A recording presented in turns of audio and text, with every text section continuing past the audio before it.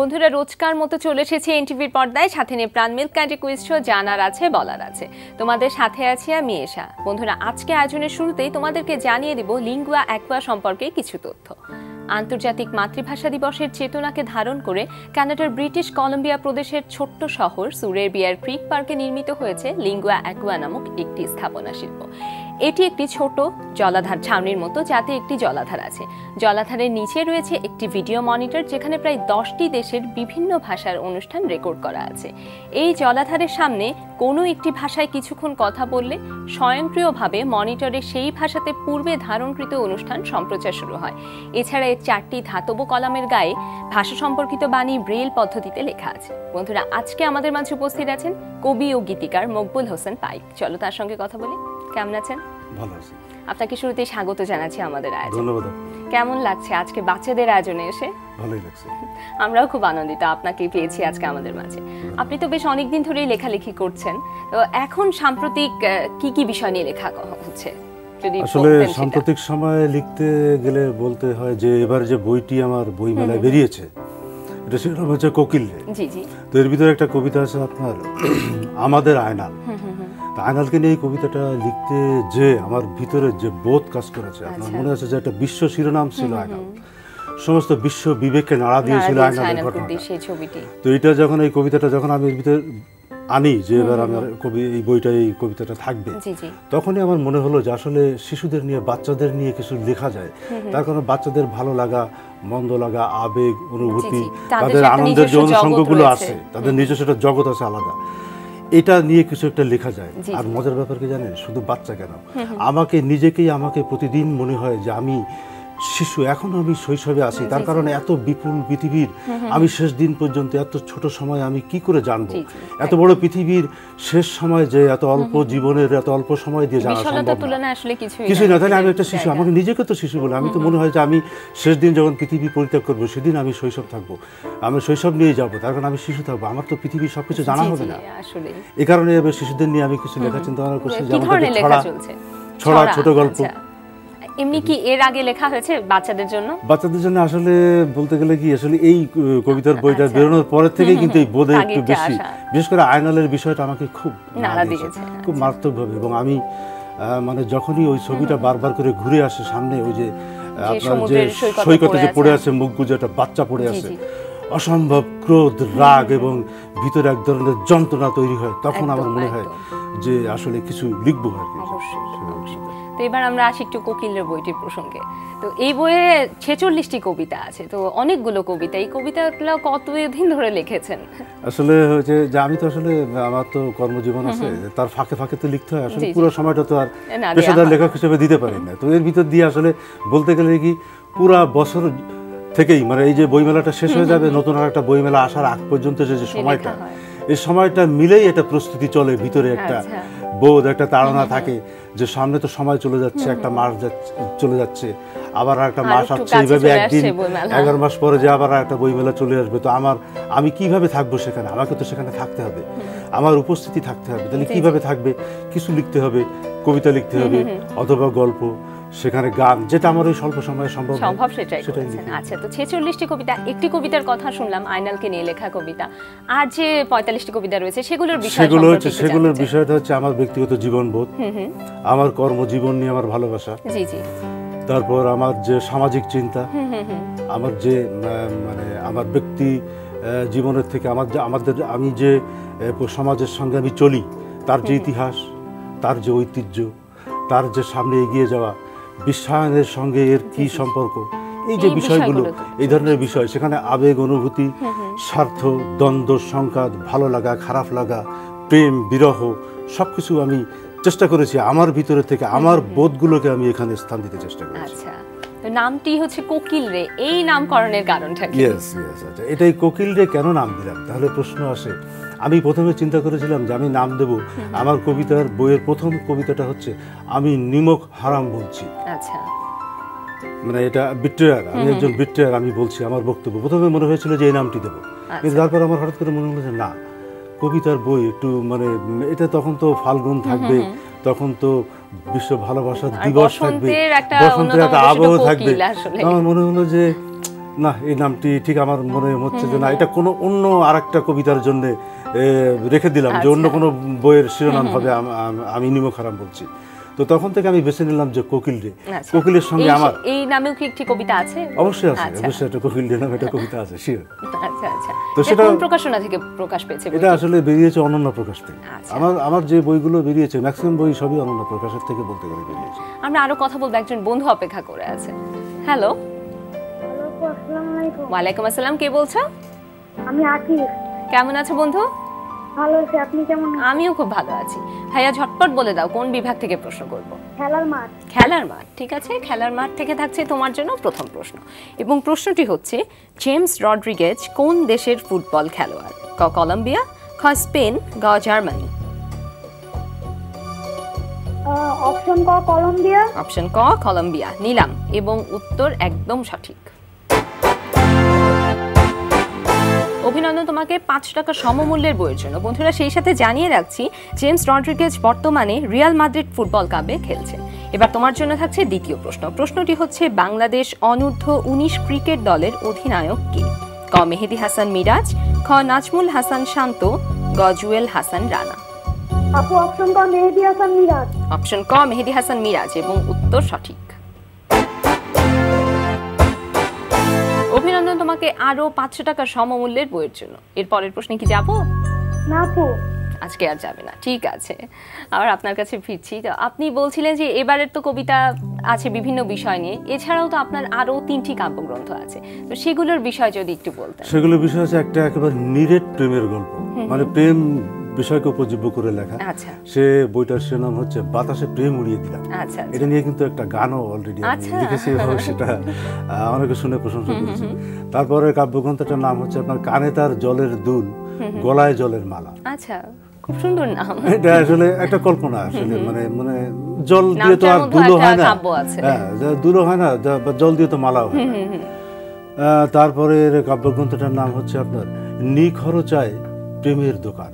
আচ্ছা, মানে আপনি মানে ভালোবাসতে গেলে যে আসলে কোনো মানে পার্থিব বস্তুতান্ত্রিক বা বস্তুগত কোনো যে জিনিসের প্রয়োজন আছে, আমার সেটা মনে হয়নি। আমার মনে হয়েছে যে এটা ছাড়াও ভালোবাসা, বস্তু তান্ত্রিক যে জিনিস বা বস্তুগত বিষয় ছাড়াও যে ভালোবাসা হয়, ভালোবাসার ভিতরে আসলে কোনো শর্ত নাই, শর্ত থাকতে পারে না। সেখানে দেয়া নেওয়ার হিসাবটা, সেখানে প্রাপ্তি অপ্রাপ্তির হিসাবটা সেখানে অমূলক আমি মনে হয়েছে। সে কারণে আমি নাম দিয়েছি নিখরচায় প্রেমের দোকান। আচ্ছা, চমৎকার। আপনার সঙ্গে কথা হচ্ছিল, আপনার আগের বইগুলো নিয়েও জানছিলাম। তো কবিতা লিখছেন, 4টা বইও আছে কবিতার লেখার অনুপ্রেরণাটা কার কাছে পাওয়া?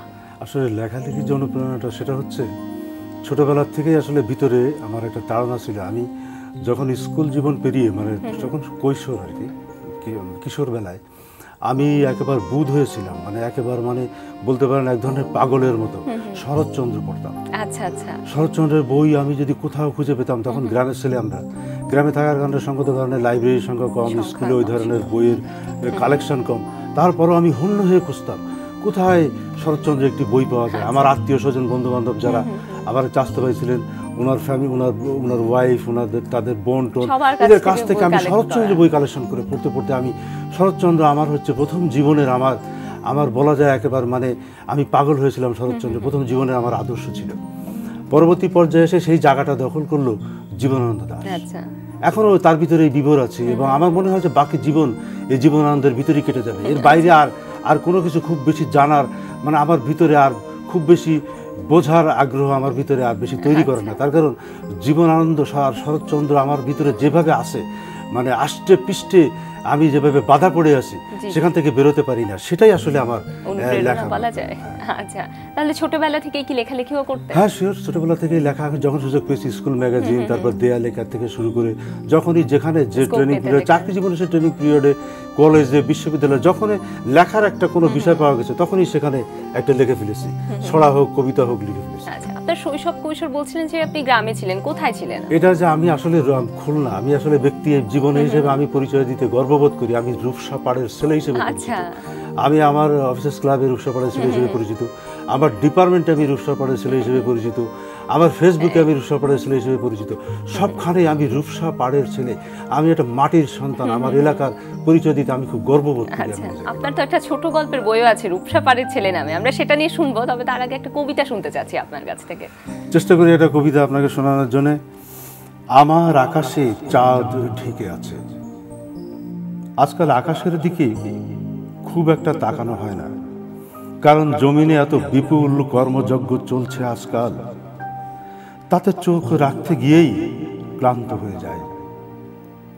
বিপুলাই পৃথিবীর কতটুকুই জানি, ভাবতে গেলেই নিজেকে খুব ক্ষুদ্র মনে হয়।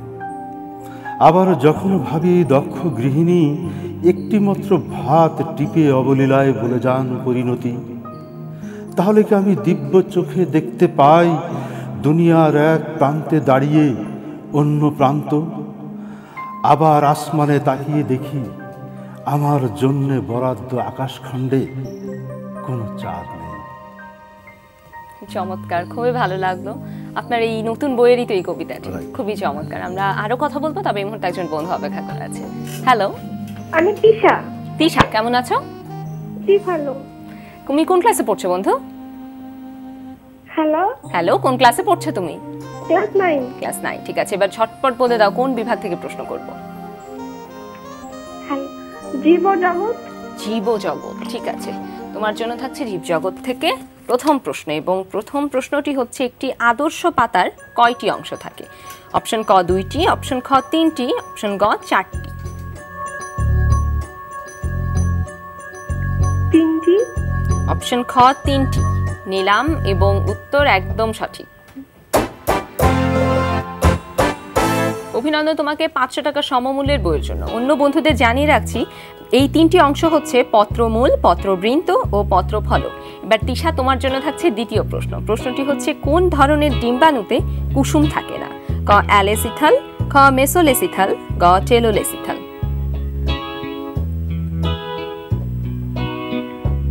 অপশন ক অ্যালেসিথাল।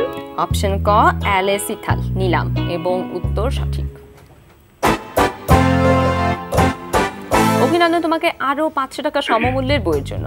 বন্ধু, তোমাদেরকে জানিয়ে রাখছি অ্যালেসিথাল হচ্ছে মানুষ অন্যান্য স্তন্যপায়ী প্রাণীর ডিম্বাণু। বন্ধু, এর পরের প্রশ্নে কি যাব? হ্যাঁ যাব। ঠিক আছে। প্রশ্নটি হচ্ছে উদ্ভিদের মূলের বৃদ্ধি কমে যায় কিসের অভাবে? ক পটাশিয়াম, খ নাইট্রোজেন, ক ফসফরাস। অপশন গ ফসফরাস। অপশন গ ফসফরাস, এবং উত্তর সঠিক। অভিনন্দন তোমাকে মোট 2000 টাকা সমমূল্যের বইয়ের জন্য। আরো একজন বন্ধু আছে। হ্যালো। হ্যালো, আমি মেহতাব। মেহতাব, কেমন আছো? ভালো। বন্ধু, তুমি কোন ক্লাসে পড়ছো? ক্লাস 9। ক্লাস 9, ঠিক আছে। ঝটপট বলে দাও কোন বিভাগ থেকে প্রশ্ন করব? জানা অজানা। জানা অজানা, ঠিক আছে। জানা অজানা থেকে থাকছে তোমার জন্য প্রথম প্রশ্ন, এবং প্রশ্নটি হচ্ছে কোন প্রাণী জীবনে কখনো পানি পান করে না? অপশন ক ময়াল সাপ, খ বাদুড়, গ ক্যাঙ্গারু র্যাট। সময় চলে যাচ্ছে, ঝটপট। Kangaroo rat. অপশন গ ক্যাঙ্গারু র্যাট নিলাম, এবং উত্তর সঠিক। অভিনন্দন তোমাকে 500 টাকা সমমূল্যের বইয়ের জন্য। এরপর প্রশ্নে যাচ্ছি, সর্বশেষ কোন ভাষাটির মৃত্যু হয়েছে? ক ক্লালাম, খ লিভোনিয়ান, গ নাভাহো। লিভোনিয়া। অপশন খ লিভোনিয়ান নিলাম, কিন্তু ভাইয়া উত্তরটি হলো না। সঠিক উত্তর ছিল অপশন ক ক্লালাম। 2014 সালের 4 ফেব্রুয়ারি এই ভাষার শেষ কথক হাজেল স্যামসনের মৃত্যুর সাথে সাথে ভাষাটির মৃত্যু ঘটে। হ্যালো আপু, আসসালামু আলাইকুম। ওয়ালাইকুম আসসালাম, কে বলছো বন্ধু? আপু, আমি আশা বলছি। আশা, কেমন আছো তুমি? জি ভালো আছি। আশা, এবার তোমার জন্য থাকছে ছবির গ্যালারি। প্রস্তুত তো তুমি? জি। ঠিক আছে, স্ক্রিনে দেখানো ছবিটি দেখো আর আমার প্রশ্নের উত্তর দাও।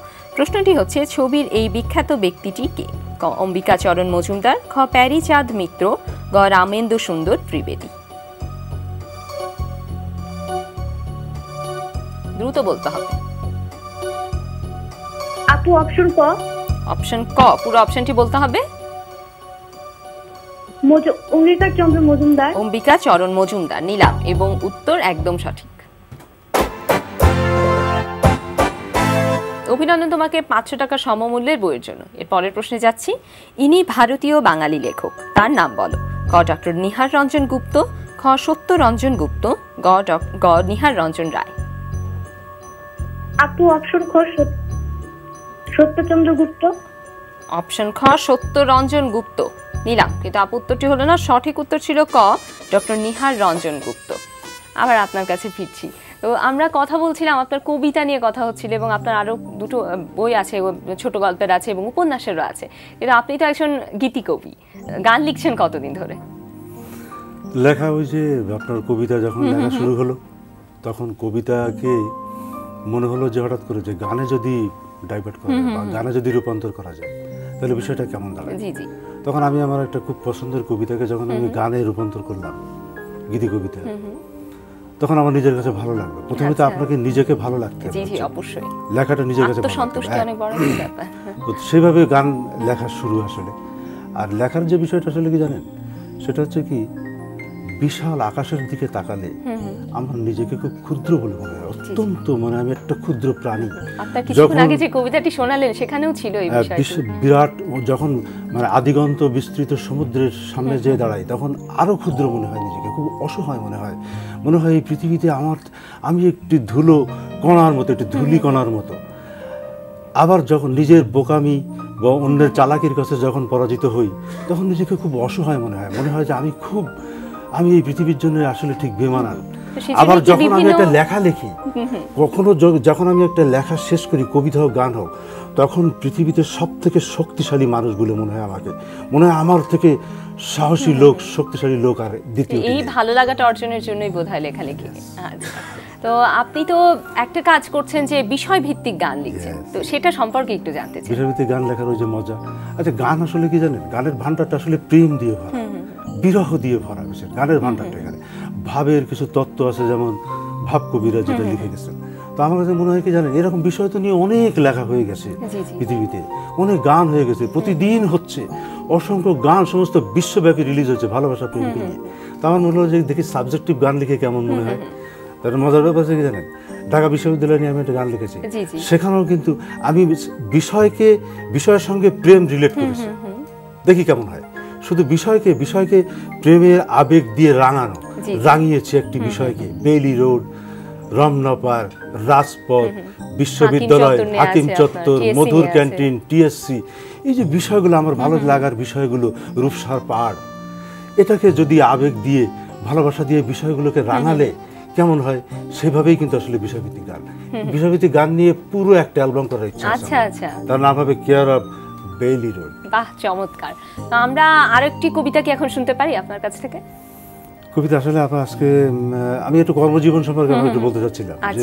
কর্মজীবনটা আসলে আমার একটা ভালো লাগার জায়গা, খুব প্রচন্ড ভালো লাগার জায়গা। তার কারণ আমি ইনকাম ট্যাক্স লোক, এর থেকে আমার বড় পরিচয় আমার নেই। আমি আমার ব্যক্তি জীবন, সামাজিক জীবন, পারিবারিক জীবন, রাষ্ট্রিক পরিচয়, যা কিছু, ইভেন আফটার ডেথ, আমার মৃত্যুর পরও এই পরিচয়টাই বহাল থাকবে। এই ভালোবাসার জায়গাকে নিয়ে আমি আসলে কিছু চিত্রনাট্য তৈরি করেছি, সেগুলো সম্পর্কে একটু জানতে চাই। লাভ ইন ইনকাম ট্যাক্স এবং একটা খণ্ড নাটক, এবং বনলতা সেন একদা ভালোবেসেছিল আবার সেই জীবনানন্দ সেন, এই সেভাবে একটি টেলিফিল্মের চিত্রনাট্য লেখা হয়ে গেছে আমার। আমি নির্মাণে যাব, আশা আছে, যদি আল্লাহ চায় তাহলে আমি নির্মাণ করব। বাহ, চমৎকার। তো আপনার কর্মজীবন সম্পর্কে তো কিছুটা জানলাম, তো একটা কবিতা কি আজকে আরেকটু শোনানো যেতে পারে? আসলে আপনার শারীরিকভাবে একটু অসুস্থতা আছে, তারপর আমি চেষ্টা করি। আচ্ছা, ঠিক আছে। সাহস বলতে যা বোঝায় তা আমার একদমই নেই। আমি একটা ভিতর ডিম। আমি আশাবাদী নই, কারণ নৈরাশ্যবাদিতার সাথে আমার সখ্য অনেক দিনের। অনেকবার ভেবেছি নৈরাশ্যবাদের মুখ ভোতা করে দেব, কিন্তু তা পারিনি আমি। আর পারিনি বলেই আমি সকলের চেয়ে অনেক অনেক পেছনে পড়ে গেছি। শেষমেশ সিদ্ধান্ত নিয়েছি, আর না, আমি আগে বাড়বই। কোনো হতাশা আর আমাকে ধরে রাখতে পারবে না। একদিন গভীর অন্ধকারে নৈরাশ্যবাদকে একা পেয়ে জোরচে গলা টিপে ধরলাম শরীরের সব শক্তি দিয়ে। কোনো প্রকারে ছাড়া পেয়েই নৈরাশ্যবাদ দিল ভো দৌড়। সেই থেকে আমি সাহসী হলাম। এখন সমস্ত পুঁজি শেষ হয়ে গেলেও, সমস্ত সঞ্চয় ফুরিয়ে গেলেও আমি সাহসের উপর ভর করে চলি। চমৎকার, খুবই ভালো লাগলো। এটিও তো আপনার নতুন বইয়েরই কবিতা। খুবই ভালো লাগলো, আপনাকে অনেক ধন্যবাদ কবিতাটি শোনাবার জন্য। আমরা আরো কথা বলবো, তবে একজন বন্ধু অপেক্ষা করে আছে। হ্যালো হ্যালো হ্যালো, বন্ধু কে বলছো? আমি সোমা। সোমা, কেমন আছো সোমা? জি ভালো। আপু, তোমাকে কোন বিভাগ থেকে প্রশ্ন করব? জীবজগৎ। জীবজগৎ, ঠিক আছে। জীবজগৎ থেকে থাকছে তোমার জন্য প্রথম প্রশ্ন, এবং প্রশ্নটি হচ্ছে, কোন পর্বের প্রাণীর জীবন চক্রে ট্রোকোফোর লার্ভা থাকে? ক অ্যানেলিডা, খ আর্থ্রোপোডা, ক কর্ডাটা। অ্যানেলিডা। ক অ্যানিলিডা নিলাম, এবং উত্তর একদম সঠিক। অভিনন্দন তোমাকে 500 টাকা সমমূল্যের বইয়ের জন্য। এর পরের প্রশ্নে যাচ্ছি, সায়ানোব্যাকটেরিয়া কি? ক এক ধরনের ব্যাকটেরিয়া, খ এক ধরনের শৈবাল, গ এক ধরনের ছত্রাক। এক ধরনের শৈবাল। এক ধরনের শৈবাল নিলাম, এবং উত্তর সঠিক। অভিনন্দন তোমাকে আরো 500 টাকা সমমূল্যের বইয়ের জন্য। এর পরের প্রশ্নে কি যাব? যাব। ঠিক আছে, প্রশ্নটি হচ্ছে, স্যাটেলাইট কিসের অংশ? অপশনগুলো হচ্ছে ক মাইটোকন্ড্রিয়া, খ রাইবোজোম, গ ক্রোমোজোম।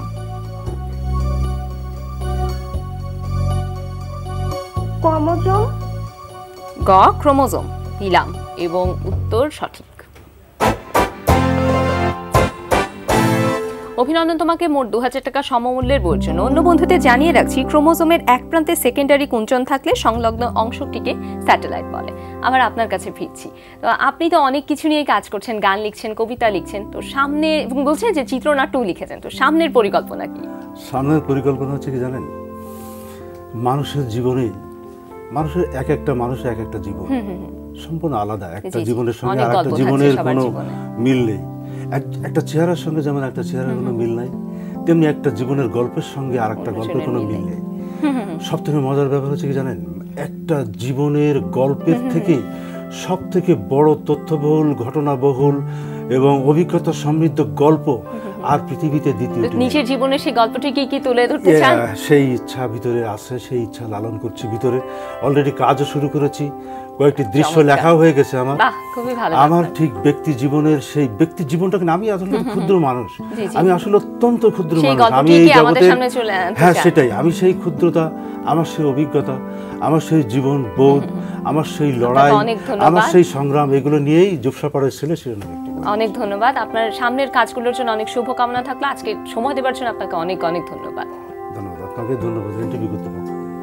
বন্ধুরা, দেখতে দেখতে আয়োজনের একদম শেষ প্রান্তে চলে এসেছি। বিশ্বের যে কোনো প্রান্ত থেকে যে কোনো সময় এনটিভিতে সম্প্রচারিত সংবাদ ও অন্যান্য সকল অনুষ্ঠান উপভোগের জন্য লগ ইন করো আমাদের পূর্ণাঙ্গ ওয়েব পোর্টাল www.ntvbd.com। সবাই ভালো থেকো, সুস্থ থেকো, এনটিভির সাথেই থেকো।